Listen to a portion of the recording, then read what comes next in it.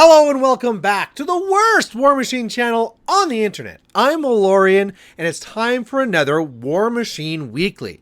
Now today's topic comes from the ones voted from the patrons there on Patreon, and it's talking about living lore on the tabletop. And so what it really is all about is the idea that whatever the fluff in the story is of the game, that should be reflected on what you're actually playing and what you're actually seeing. So some good examples of what this all means is like, you know, if a caster dies in the game, then you should not be seeing them anymore on the tabletop. If the story changes so that all of a sudden this character is now working for this team, well then no longer should you be able to play with them on that team, and now they have to be on the new one that they're on, right? That type of idea, that whatever the fluff is, the story is, but not just that, not just the fluff in the story, what it is right now should be something that is not just evident, but almost to the point like forced. It's going to be what the game is right now. So let's talk about that. And as we get to that, I think I have to first address the two extremes of this conversation.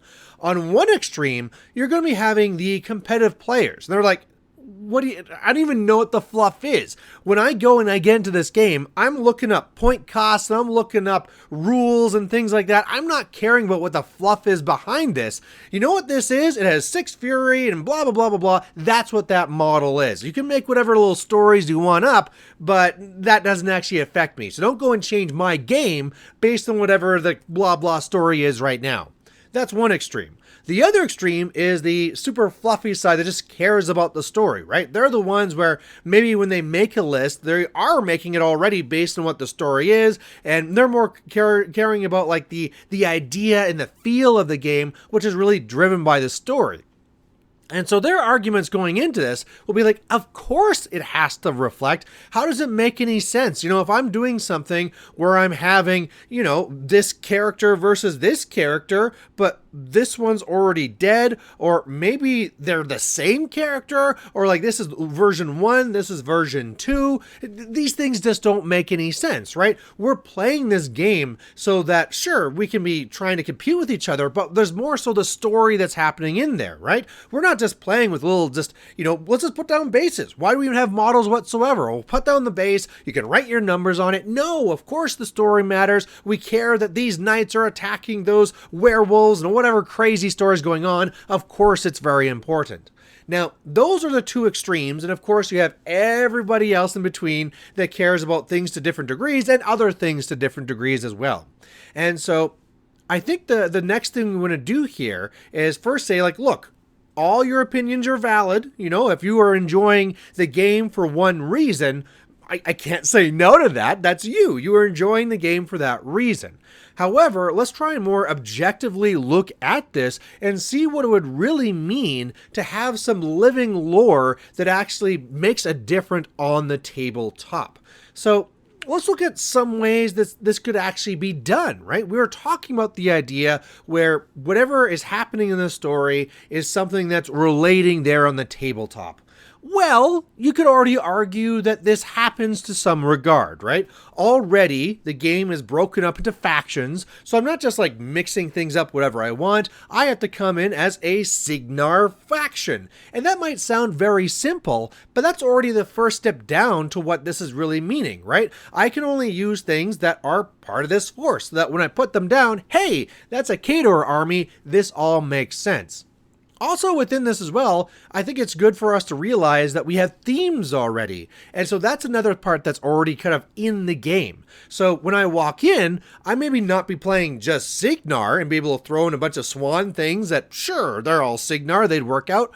But maybe I'm doing a Storm Division list. Maybe I'm doing a Trencher list, a Gravediggers. Maybe I'm doing Flames in the Darkness. And based on whatever theme I'm going with, already my force is being sculpted to be looking like what it should be in the actual story. Of course, sure, there's the rules that go around that too, and the reason why people play in theme and not in theme is not really just because we're all fluff fanatics, it's because we get these free requisition points and we want to get those, but the game is already kind of leading you down this way for kind of like this fluff that makes sense on the table.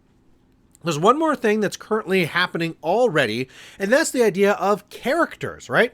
Just like how some of the FAs on theirs, FAU, FA1, FA2, whatever it might be, you also have FAC for your characters, which means that I can't be having like Gaston Cross, the caster, and Gaston Cross, the junior, happening at the same time. You just can't do that. I can't be taking Gorman 1 and Gorman 2 in the same list. And those things there, it's not for a rules reason, right? Like if somebody was to go and drop a list against you and it had, like Kane 1 and it was also running Kane 0, you would be like, oh, this is broken. Like there's no synergies that you're really super getting from that. It's something, again, that the game is doing in order to make sure that just logically and fluff-wise, this is all making sense. So that's what's in the game right now. But the thing that's missing from that is that it's really the global story, right? The overarching story from this, like, yes, sure, you are playing Signar, yes, sure, you are playing Trenchers, and yes, sure, you are now just having, one of each character on there. However, your story is a timeline, and we're now just saying, like, anything in this timeline is good to go, but now we're saying that we're going to make this more restrictive and say, like, no, we're going to make it just to what we have right now. So what would that mean? Again, taking what we have right now, and what would be the next steps to say, like, restricting to the current timeline? I think the very first challenge that you have there is what is going to be the current timeline?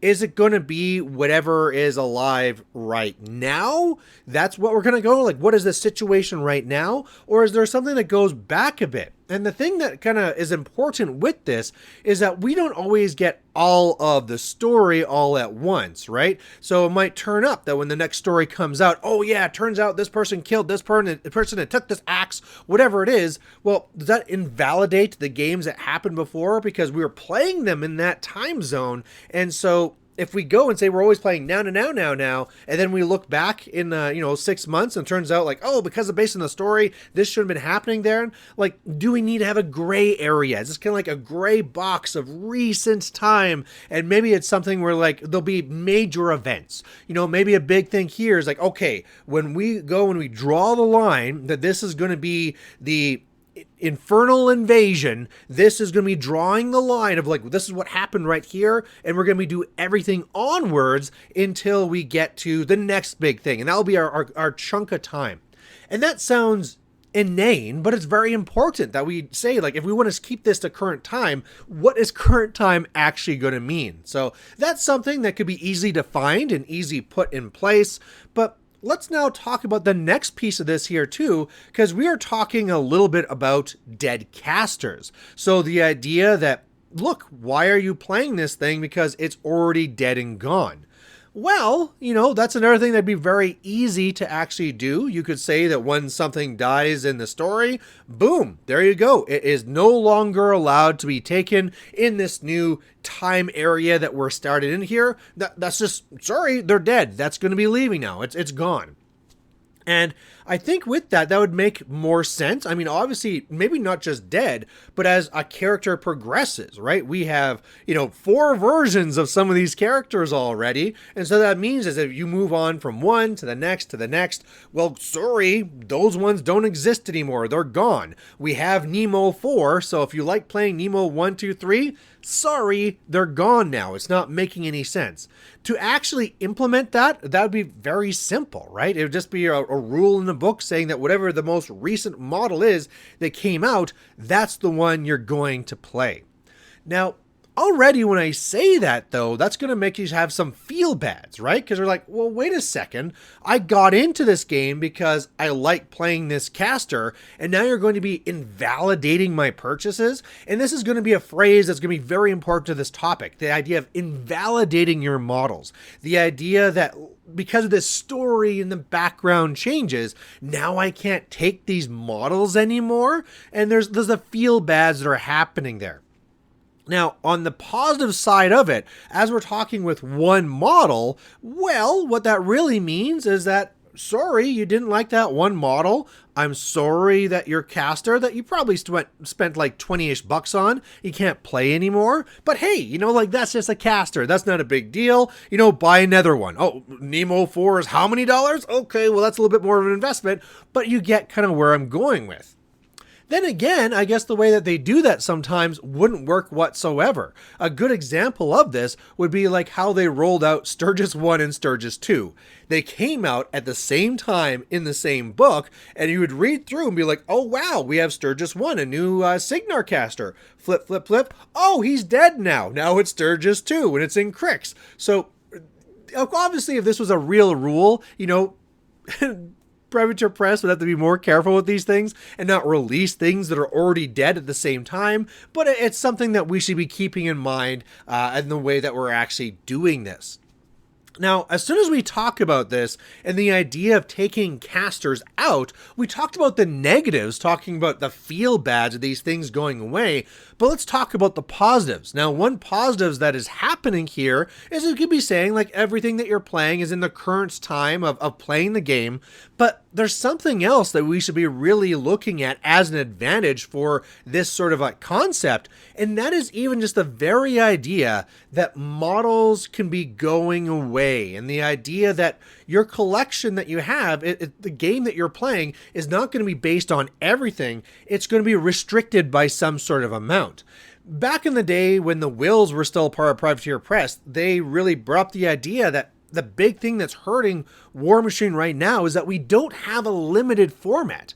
And because of that, it is this monstrous beast. If we compare this to other games usually have something where like, okay, there'll be one version of the game, we can play all these things, and then another version of the game where it's a smaller amount. And the reason why that's important is as a new player coming in, well, it really means then that you only have to memorize the rules of this smaller set of things as opposed to everything else. When you're going into a tournament and you're thinking about what things you need to be competing against, I don't need a plan for everything. I'm competing for these smaller things or in this limited environment. Plus, there's the idea too from Privateer Press's point of view that some of the other models that maybe they could be kind of phased out. Like, look, this is if you want to play with everything and we could call that format whatever, sure, go ahead. But in this limited format, guess what? There's just not long gunners anymore. Sure, you can use your trencher long gunners. Those are newer, but those other ones will go away. Now, as much as that could be a benefit for having this limited format, that'd be a lot better for newer players. Now that negative, that feel bads is cranked up even more. The idea that whole units that you spent money on are now just gone. And as we look into some of the fluff where we're getting into things like in this Oblivion campaign with the Infernals coming in and just decimating absolute factions so that things like Kador should be completely different now. Scorn should be completely different now. Retribution should be completely different now. Well, what does that mean for all the units? If we're going back to not just talking about this limited faction or limited option format, but now also making it so that the current fluff lines up with what you actually should have here, it's no longer just casters that are disappearing. It is units. As the army moves on and they're not using these things anymore, I mean, why would sword knights be here anymore? What? We're being attacked by demons. There's robots out there. There's things shooting all these crazy cannons. Yeah. Send in the guys with the shields and the sword. No, those are a thing of the past. They're gone. From the story, makes absolute sense, but when it comes to your actual investment, now it's not just like, oh, that caster that you spent $20 on, now it's gone. These units that you might have spent hundreds of dollars on, those are gone. And so that's kind of the slope you start getting into with this idea of this living lore and where things are supposed to actually be. And we're kind of at an impasse now where we're looking at these positives that you could be having from this and also the negatives, and now you're asking me to tell me, should we be doing this or should we not be?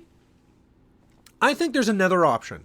I think another option compared to either stay the course right now. We're like, okay, whatever's happened in the story, we don't care. It's just going to be take anything that's in the books. It's all kind of right there right now. And option two, which is, you know what? We're going to start saying that the rules are going to be based on whatever the current time is. And there's going to be things that are taken out. And we're going to have this limited environment here.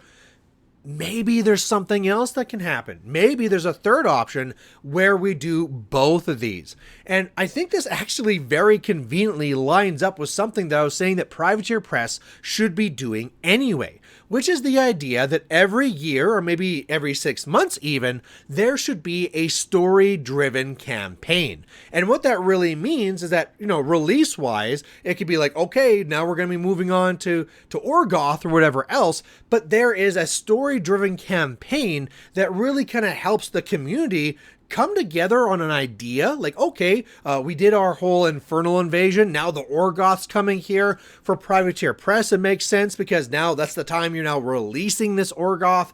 And when you're doing that, it kind of now already sets that time period, like I was saying, that, oh, you're going to be saying that, okay, right now from this Orgoth, this is what is now being available to you. This is where we are in the story. These are the new characters, go. And then meanwhile, Privateer Press can be getting more engagement from their players by collecting the data and, even putting out scenarios saying like, okay, this is happening now. Play this scenario.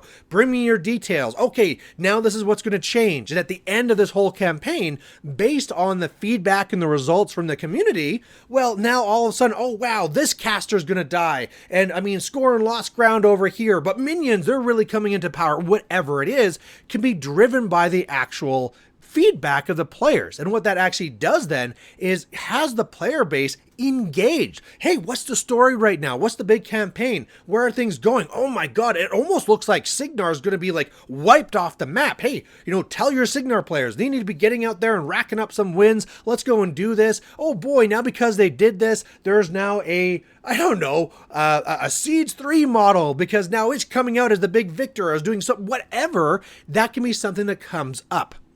Now, what I'm really saying is that not everything would be based on this, but that simultaneously there'd be two different formats of the game kind of running. There'll be the regular game, your regular steamroller, where you have available to you everything in the entire history and collection of War Machine, just like you're playing right now. Go into Signar. If it's there, boom, you got it. In addition to this, every year or every 6 months, whatever Privateer Press has a time for, there will be this new campaign set that's kicking off and saying, this is where we are right here. So obviously things like the Nemo 1-2-3s, they're not going to exist. These things are out of here. Some of these units aren't going to be part of this as well, either because of like the stories, they're kind of like wiped out and things, or maybe they're not wiped out. We're just focusing on this area and it just turns out that there are no Tempest gun mages there or whatever it is. And you can bring down to this limited format. Now, the positives of running both of these at the same time is that you get everything you want. Everybody that wants to be playing competitive, I don't care about the story. Okay, that's great. Go to your regular steamroller.